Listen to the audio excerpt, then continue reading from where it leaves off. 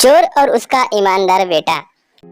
एक गांव में मुरारी लाल नाम का एक व्यक्ति रहता था। उसका एक बेटा भी था। मुरारी लाल अपने गांव के सबसे बड़े चोरों में एक था। मुरारी रोजाना अपनी जेब में चाकू रखकर रोज रात को घरों में चोरी करने जाता था। वह पेशे से तो चोर था, लेकिन हर कोई चाहता है कि उसका बेटा एक अच्छे स्कूल में पढ़ाई करे। यही सोचकर उसने अपने बेटे का एडमिशन एक अच्छे पब्लिक स्कूल में करा दिया था।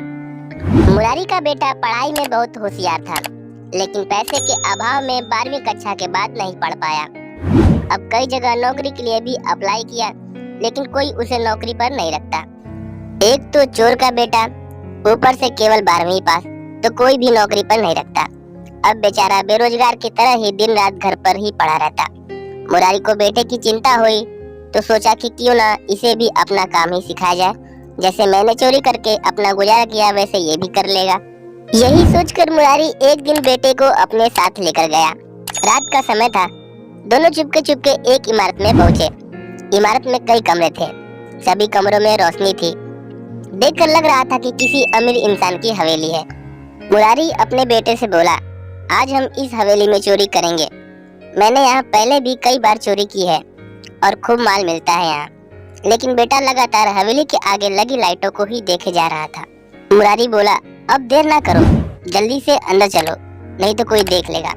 लेकिन बेटा अभी भी हवेली की रोशनी को निहार रहा था और करुण स्वर में बोला, पिताजी मैं चोरी नहीं कर सकता।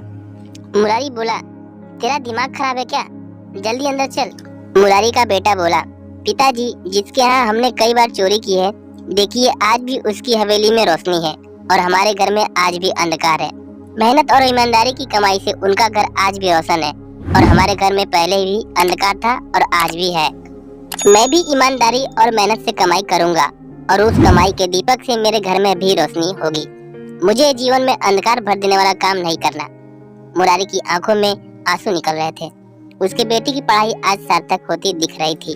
वो दोनों वापस घर लौट आए और मुरारी ने फिर कभी चोरी न करने का निश्चय किया।